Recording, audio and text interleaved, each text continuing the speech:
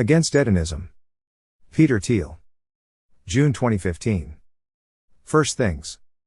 Narrated by Skeptical Waves.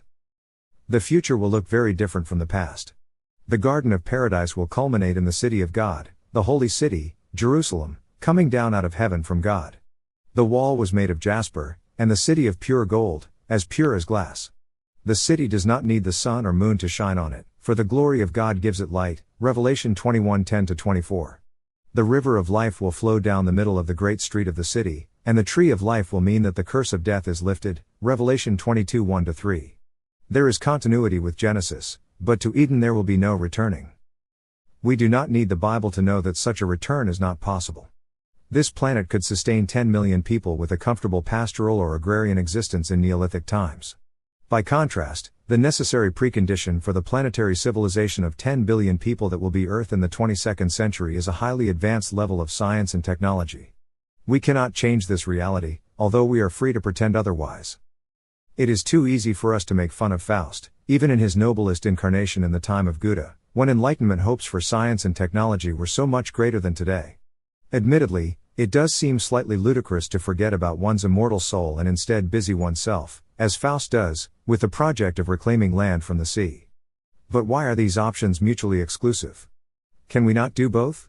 We should acknowledge that there are many perils with the scientific and technological trajectory on which we find ourselves. But we should never forget that the alternatives to technological acceleration are far from ethically or politically neutral. Technology means doing more with less. In the absence of technological progress, we end up with a zero-sum world, in which there must be a loser for every winner. It is not clear whether a capitalistic economic system could function without growth, and it is unlikely that a representative democracy, which requires the give and take of win-win compromise, would continue to function. In the Malthusian end state, resource constraints would reduce marginal human existence to eking out bare survival. Even an anti-Malthusian thinker like Julian Simon acknowledged as much, when he argued that more people would be a great good, but only because he optimistically believed that they would invent many new things and thereby increase living standards for everybody. We are much further from this technological cornucopia than we would like to believe. 6 billion people live in the emerging world and are daily beset by resource and pollution constraints. The green revolution in food production has decelerated tremendously since 1980, and so the average calorie consumption in rural India is lower today than it was in 1970. China has increased industrial output, but the failure of clean energy technologies has meant massive environmental devastation. And even the United States finds itself at a strange crossroads, as the rate of technological progress has been insufficient to guarantee higher living standards. For the first time ever, the younger generation has reduced expectations and hopes for the future. There are just not enough well-paying jobs for the many college graduates, to say nothing of everybody else. Large numbers of people cannot afford healthy food and are nutritionally starved, though this hidden Malthusianism perversely manifests as an obesity epidemic. More locally, in Manhattan, the scarcity of affordable housing, or equivalently, the failure of technological innovation in skyscraper construction and transportation, means that rent increases far outpace wage increases. Urban slumlords benefit at the expense of everyone else, even though this scarcity gets dressed up with aesthetic sentiments. If a scientific and technological utopia was the hallmark of the Enlightenment, then perhaps the distrust of that utopia is the hallmark of the post-Enlightenment, postmodern West. The widespread nature of that distrust is a good measure of the degree to which postmodernity has displaced modernity. It is a point of broad agreement between the so-called Christian right and the Hollywood left and just about everyone in between, with only minor differences in the exact details of what is to be disliked, whether it be stem cell research or fracking technology, or perhaps radical life extension is contrary to God's will or bad for the environment. Just about every science fiction movie of the past quarter century portrays science and technology as a trap that humanity is building for itself. One may choose from a menu of dystopias, from the Terminator to the Matrix to Elysium to Avatar. A film in which a Luddite, an environmental extremist, or an FDA regulator is the arch-villain does not get made, as it so often does. Hollywood both creates and reflects the broader cultural consensus. The history of the 20th century is a history of this loss of hope in the future. With the benefit of hindsight, the dawn of the nuclear age and the Manhattan Project may appear to have been a key turning point, a great achievement that led to tremendous disillusionment. This disillusionment hit with full force in the 1970s, when the successor Apollo program collapsed and the baby boomers redirected their energies toward interminable cultural wars. Whether by chance or design, scientists were placed on a short leash and made to spend their time writing grant applications for modest extensions of existing paradigms.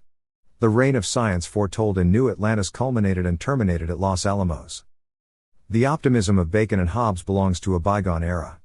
And perhaps there always was something profoundly contradictory in optimism and atheistic materialism.